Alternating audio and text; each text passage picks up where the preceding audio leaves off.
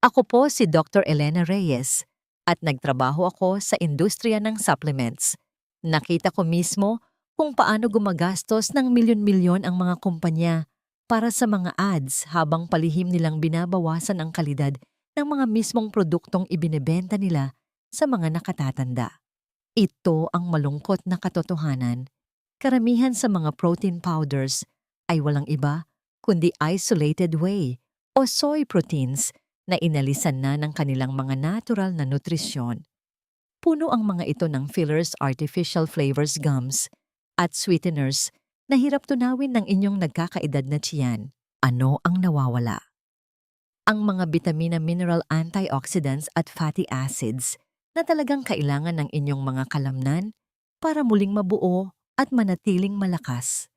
Ito ang dahilan kung bakit napakaraming seniors ang patuloy na nawawalan ng 1 hanggang 3% ng kanilang kalamnan taon-taon pagkatapos ng edad na 60, kahit pa pinipilit nilang inumin ang mga mamahaling powders na ito.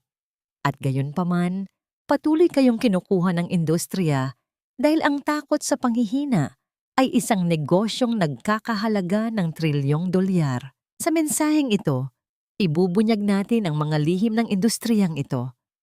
Ipapakita natin ang 8 natural na pagkain na mabilisang nagpapahinto sa pagkawala ng kalamnan na inuri mula numero 8 hanggang sa numero 1 powerhouse na nagbibigay ng lakas sa inyong mga kalamnan ng mas matagal at mas malakas kaysa sa anumang powder sa merkado. Samahan ninyo ako hanggang dulo dahil ang pang-apat na pagkain ay ang bagay na hinding-hindi ilalagay ng mga kumpanya ng supplement sa kanilang mga label. Sisirain nito ang kanilang negosyo sa isang iglap.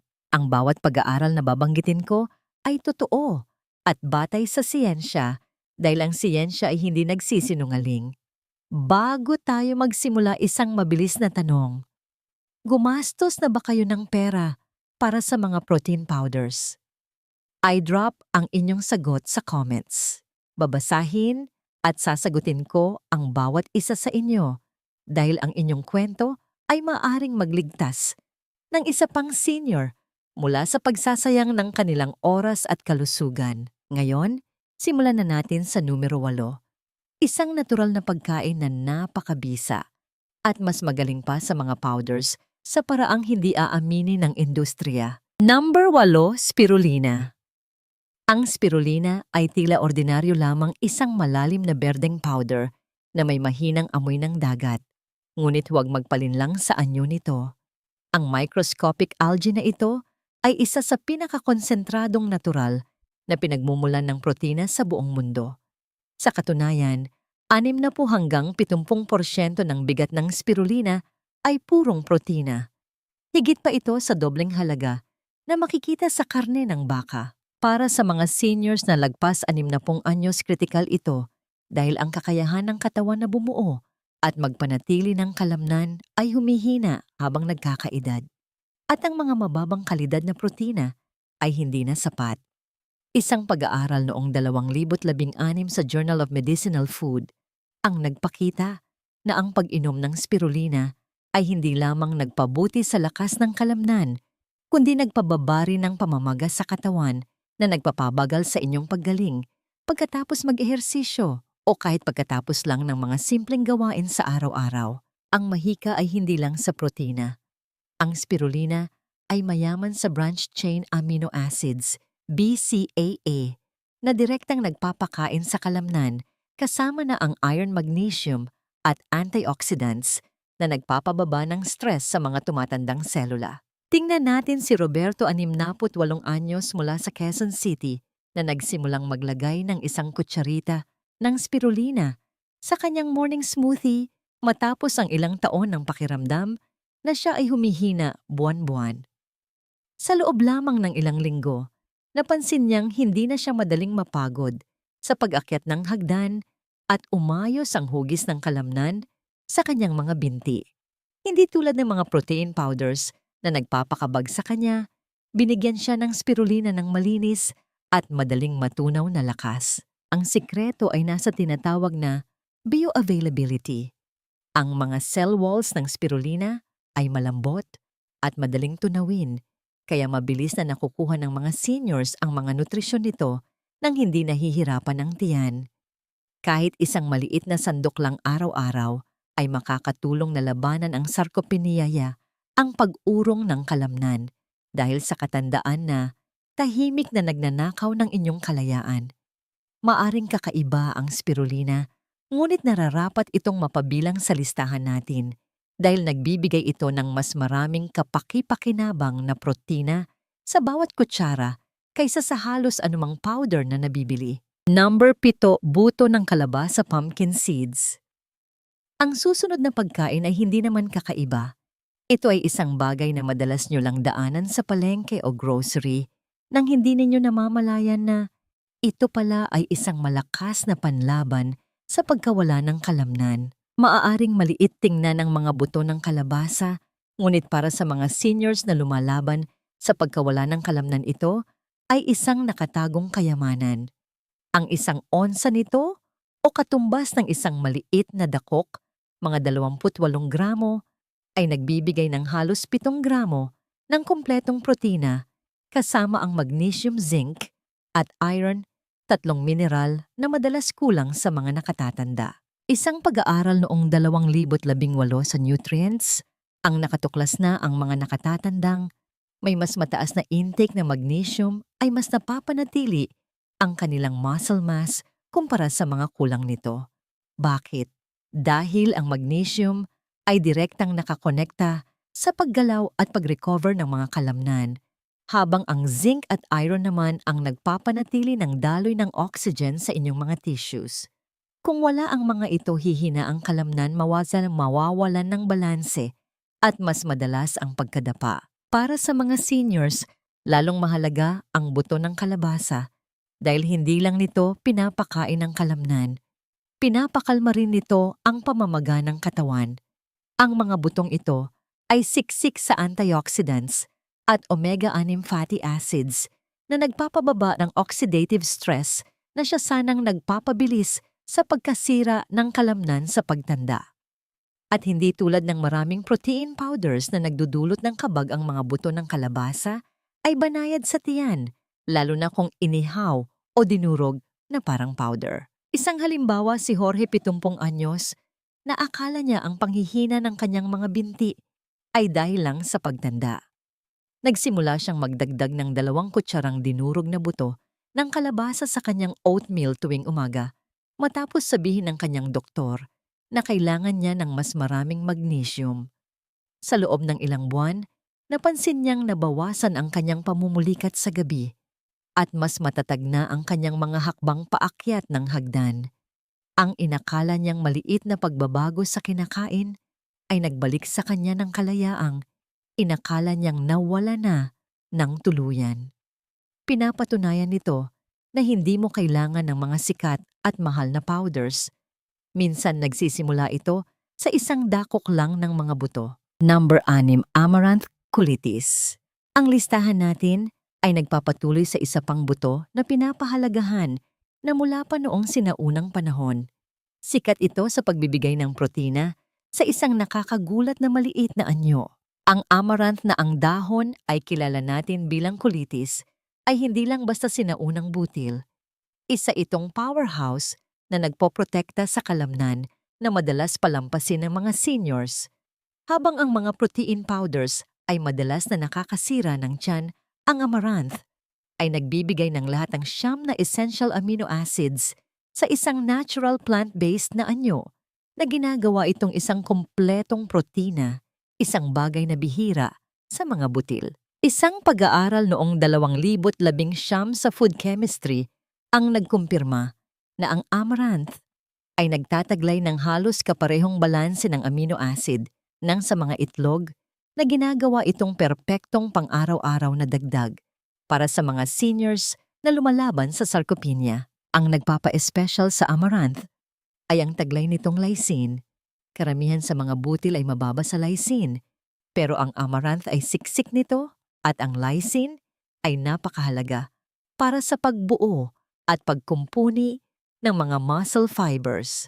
Kung walang sapat na lysine ang mga seniors, ay maaaring makaranas ng matagal na pananakit ng kalamnan at mas mabagal na paggaling kahit pagkatapos lang ng magaan na gawain.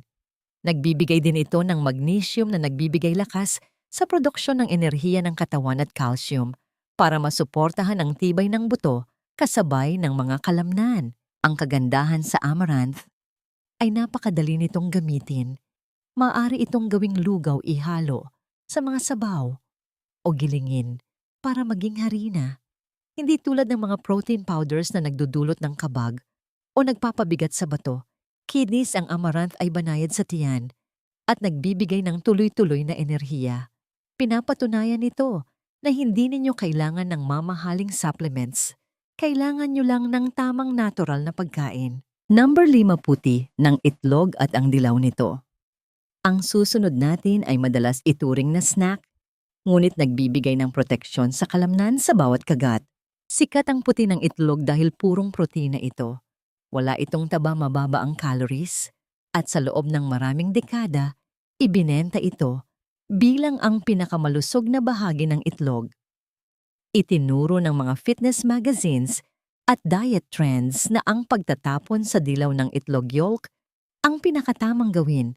Ngunit para sa mga seniors, ang labis na pag-asa sa puti ng itlog lamang ay isang pagkakamali na maaring magpabilis sa pagkawala ng kalamnan sa halip na pigilan ito. Heto ang dahilan. Ang puti ng itlog ay may mataas na kalidad na protina, ngunit halos wala sa iba pang mga nutrisyon na lubhang kailangan ng inyong mga kalamnan at nervyos nerves paglampas ng edad 60. Nasa dilaw ng itlog, nakatira ang mga bitamina at mineral. Choline para sa inyong mga nerves, vitamin D para sa buto, lutein at zeaxanthin para sa mga mata, at omega-3s para sa puso. Kapag itinapon ninyo ang dilaw, itinatapon ninyo ang halos 70% ng nutrisyon ng itlog. Isang pag-aaral noong 2018 sa American Journal of Clinical Nutrition ang nagpakita na ang mga seniors na kumain ng buong itlog ay may mas mataas na muscle protein synthesis, kakayahang bumuo ng kalamnan kaysa sa mga kumain ng parehong dami ng protina na puro puti lang. Sa madaling salita, mas epektibong ginagamit ng katawan ang puti at dilaw kapag magkasama. Tingnan natin si Hernando, 70 anyos mula sa Makati, na sumunod sa lumang payo ng kanyang cardiologist. Noong dekada, 80 at puro puti ng itlog lang ang kinain sa loob ng maraming taon. Akala niya pinoprotektahan niya ang kanyang puso. Ngunit nang magpatingin siya para sa nutrisyon, nakaranas siya ng panghihina ng kalamnan, malupong na buto at palaging pagod.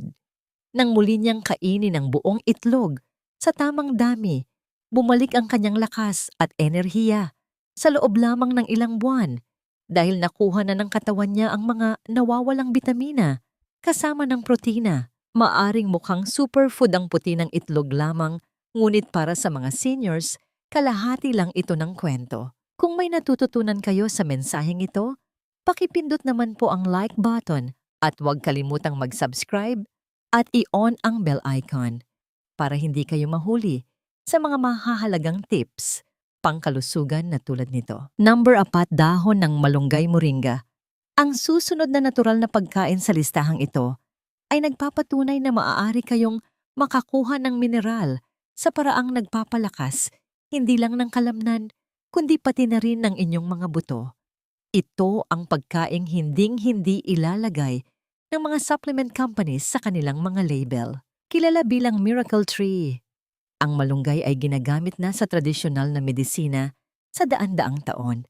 Ngunit kamakailan lamang napatunayan ng mga siyentipiko ang potensyal nito bilang isa sa pinakamalakas na natural na pagkaing nagpoprotekta sa kalamnan para sa mga seniors. Ang bawat bahagi ng puno ng malunggay ay masustansya, ngunit ang mga dahon nito ang talagang namumukod tangi. Naglalaman ang mga ito ng lahat ng 9 na essential amino acids, ang mismong mga building blocks na kailangan ng inyong mga kalamnan, ngunit hindi na kayang gawin ng sarili ninyong katawan paglampas ng 60. Bukod pa dyan, ang dahon ng malunggay ay nagbibigay ng calcium, magnesium, iron at antioxidants sa antas na pumapantay o humihigit pa sa spinach at kale. Kunin natin ang kwento ni Samuel, isang 73 anyos na retiradong guro mula sa Batangas. Nakikipaglaban siya sa palaging pagkapagod at pamumulikat ng binti at sumasakit ang kanyang tiyan sa mga protein shakes. Ipinakilala ng kanyang anak na babae ang tsaa gawa sa malunggay at pulbos ng dahon na inihahalo sa kanyang mga sabaw tulad ng tinola.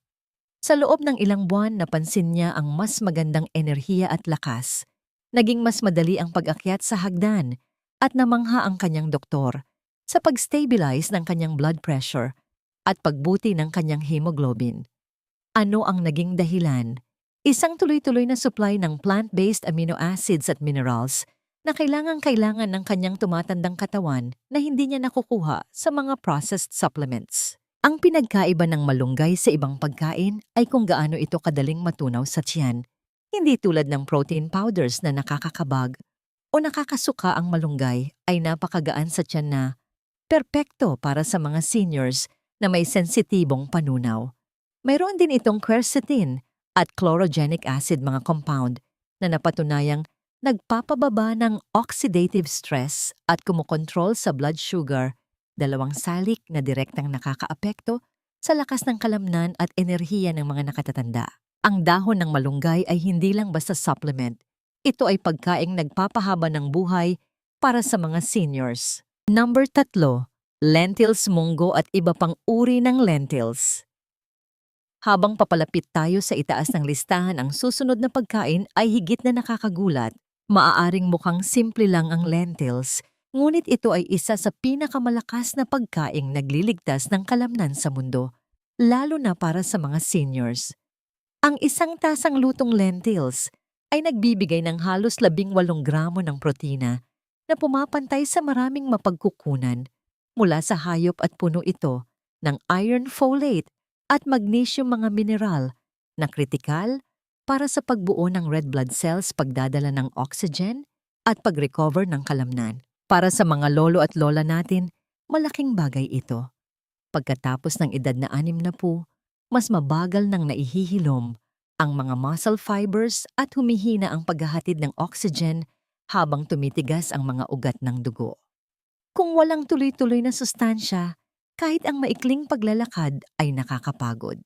Pumasok ang lentils para punan ang kakulangang iyon na nagbibigay ng malinis na enerhiya mula sa halaman nang walang cholesterol o saturated fat na nakukuha sa karne. Sinusuportahan ito ng siyensya. Sinundan ng isang pag-aaral noong 2017 sa Journal of Nutrition ang mga nakatatanda na kumonsumo ng legumes tulad ng lentils at munggo ng hindi bababa sa 4 na beses sa isang linggo. Ang mga gumawa nito ay may 33% na mas mahusay na pananatili ng kalamnan at mas mababang antas ng panghihina kumpara sa mga bihirang kumain nito. Ang fiber sa lentils ay nagpapatatag din ng blood sugar na pumipigil sa mga insulin spikes na nagpapabilis sa pagkasira ng kalamnan. Sa madaling salita, hindi lang pinapakain ng lentils ang inyong mga kalamnan, pinoprotektahan din nito ang mga ito mula sa tahimik na pinsala sa metabolismo. Madali itong ilagay sa mga sabaw o gawing salad. Mas maganda kung ipares ninyo ito sa mga pagkaing mayaman sa vitamin C tulad ng kamatis o kalamansi para mas madaling maabsorb ng katawan ang iron. Ang lentils ay isa sa pinakamura at pinakamasustansyang paraan para muling buuin ang kalamnan paglampas ng edad 60. Number 2, seaweed nori at wakame. Kung sa tingin ninyo kahanga-hanga ang lentils, mas nakakagulat ang pagkain sa numero 2.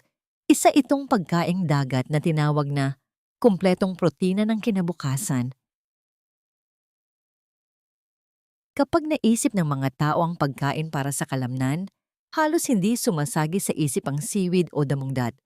Ngunit ang hindi pinapansing gulay dagat na ito, tulad ng nori na nakabalot sa sushi o wakame na nakalutang sa miso soup, ay isa sa pinakamalakas na natural na sandata laban sa sarcopenia para sa mga seniors. Maaring mukha itong marupok at manipis, na parang papel, ngunit ang seaweed ay isang superfood Nasiksik sa nutrisyon na nagbibigay ng mga hindi kayang ibigay ng mga mamahaling protein powders. Bioavailable amino acids, mga bihirang mineral at mga compound na direktang nagpoprotekta sa muscle tissue. Isang pag-aaral noong 2019 sa Marine Drugs ang nagpakita na ang wakame ay naglalaman ng peptides na aktibong pumipigil sa mga enzymes na sumisira sa kalamnan na tumutulong sa mga tumatandang muscle fibers na labanan ang mabagal na proseso ng panghihina. Sa kabilang banda, ang nori ay mayaman sa taurine, isang amino acid na kritikal para sa paggalaw ng kalamnan, pagpapadala ng signal sa nerves at pagbabawas ng stress sa loob ng mga muscle cells.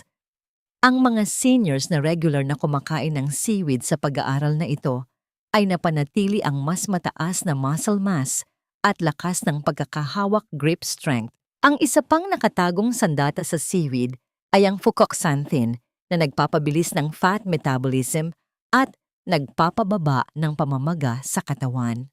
Ang matagalang pamamaga, chronic inflammation, ay isa sa mga tahimik na dahilan ng pagkawala ng kalamnan sa mga seniors na inuubos ang mga tissue kahit pa nag-ehersisyo kayo. Magaan sa bulsa ang seaweed at madaling idagdag sa kahit anong dieta. Ang susi ay pagkakapare-pareho o consistency. Ang maliliit na halaga ng ilang beses sa isang linggo ay makakapagpabago ng inyong nutrisyon sa paraang hindi inaasahan ng karamihan sa mga seniors. Number 1, cottage cheese queso/cottage cheese. At narito na tayo. Kung ganito kalakas ang seaweed sa number 2, maaari nyo lamang isipin kung ano ang nasa numero 1. Isang simple ngunit nakakagulat na pagkain na natatalo ang mga powders at pills sa pagbuo ng kalamnan. Maaaring mukhang simple lang ang cottage cheese kumpara sa mga sikat na supplements, ngunit para sa mga seniors, isa itong higanteng tagapagligtas ng kalamnan. Ang nagpapa-espesyal sa cottage cheese ay hindi lang ang dami ng protina, kundi ang uri nito, ang casein. Hindi tulad ng whey na mabilis na pumapasok sa dugo at nawawala agad ang casein, ay mabagal matunaw. Nagbibigay ito ng tuloy-tuloy na agos ng amino acids hanggang sa 7 oras. Para sa mga seniors na ang mga kalamnan ay patuloy na nakikipaglaban sa pagkasira, ang mabagal na daloy ng nutrisyon na ito ay nangangahulugan ng mas kaunting pagkasira ng kalamnan sa gabi at mas maraming proteksyon sa araw. Isang pag-aaral noong 2012 na inilathala sa Medicine and Science in Sports and Exercise ang malinaw na nagpatunay nito. Ang mga seniors na kumain ng casein protein bago matulog ay may 22% na mas mataas na rate ng pagbuo ng kalamnan sa gabi kumpara sa mga walang kinain. Ibig sabihin, habang sila ay natutulog, patuloy na binubuo at pinoprotektahan ng kanilang mga katawan ang mga muscle tissue, isang malaking kalamangan sa paglaban sa sarcopenia. At hindi tulad ng mamahaling powders, ibinibigay ito ng cottage cheese sa natural na anyo. Tingnan natin si Gregorio, 70 anyos na mula sa Maynila, na umaasa sa mga protein shakes para labanan ang panghihina ng kanyang mga binti. Inirereklamo niya ang pagiging bloated at pananakit ng tiyan mula sa mga powders. Nang imungkahi ng kanyang anak ang pagkain ng cottage cheese sa gabi na may kasamang prutas, ang pagbabago ay kapansin-pansin. Sa loob lamang ng ilang linggo, nawala ang kanyang paninigas sa umaga, humaba ang kanyang mga paglalakad, at sinabi niya sa kanyang doktor na ngayon lang siya muli nakaramdam ng lakas at tibay. Kung ano ang sinira ng powders sa kanyang tiyan na itama ng tunay na pagkain. Isipin ninyo, ang isang murang lalagyan ng cottage cheese ay nagbibigay ng mas mahabang suporta sa kalamnan kaysa sa libu-libong pisong lalagyan ng protein powder. Wala itong mga additives o artificial sweeteners. Tunay na pagkain lang na ginagawa ang pinakakailangan ng inyong katawan. Ito ang pangunahing sandata laban sa pagkawala ng kalamnan, pagkapagod at panghihina. Hindi ito mukhang magarbo, pero ito ay gumagana. Gabi-gabi palihim nitong pinapakain ang inyong mga kalamnan at pinapalakas ang inyong mga buto para panatilihin kayong gumagalaw na parang 10 taon na mas bata. Ang lihim ay nasa kalikasan, isang aral para sa inyo. Ngayon ay alam nyo na ang katotohanan. Hindi ninyo kailangan ng isang lalagyan ng artificial na protein powder para protektahan ang inyong mga kalamnan paglampas ng edad 60. Kailangan ninyo ng mga totoong pagkain, spirulina na may kompletong protina, buto ng kalabasa na nagbibigay lakas gamit ang magnesium at zinc, amaranth colitis na nagbibigay ng mga bihirang amino acids, puti at dilaw ng itlog para sa buong kapangyarihan nito, dahon ng malunggay na bumabaha sa inyong katawan ng antioxidants, lentils at munggo para sa tibay, seaweed para sa mas mabilis na pag-recover ng kalamnan. At sa numero 1, cottage cheese, ang mabagal ngunit tuloy-tuloy na protina na bumubuo sa inyong kalamnan kahit kayo ay natutulog. Bilang isang doktor, ito ang aking maipapayo. Para sa ating mga seniors, ang mga ito ay hindi lang basta pagkain, sila ay medisina. Ang tunay na kalusugan ay nagmumula sa kalikasan, hindi sa pabrika. Ito ang pagkakaiba sa pagitan ng malakas na paglalakad sa edad na 70 at ng paghihirap dahil sa panghihina at pagkawala ng inyong kalayaan. Ngayon kayo naman ang tatanungin ko, alin sa mga pagkaing ito ang kinakain ninyo na? At alin ang pinakanakapagpagulat sa inyo ngayon? Ibahagi ito sa comments. Babasahin ko at sasagutin ko ito dahil ang inyong kwento ay maaaring magbigay ng inspirasyon sa isa pang senior na bawiin ang kanilang lakas. Kung nakapagbukas ng inyong isipan ang videong ito, huwag huminto rito. Pindutin ang like button para mas maraming taong lampas 60 anyos ang makakita nito. I-share ito sa isang kaibigan o kapamilya na nangangailangan ng lakas ng kalamnan ngayon. At higit sa lahat, mag-subscribe para hindi ninyo palampasin ang mga susunod na mahahalagang payong pangkalusugan na nakabatay sa siyensya, mga bagay na hindi gustong ipaalam sa inyo ng mga supplement companies. Ang inyong mga kalamnan ay ang inyong kalayaan. Pakanin sila ng tama at dadalhin kayo nito ng malakas sa mga darating pang dekada. Kung mayroon kayong mga katanungan o nais ibahagi ang inyong personal na karanasan, huwag mag-atubiling mag-iwan ng komento sa ibaba. Palagi kaming nakikinig. Salamat sa panonood. Gusto niyo po bang tulungan ko kayong gumawa ng isang simpleng meal plan para sa linggong ito gamit ang mga pagkaing nabanggit natin?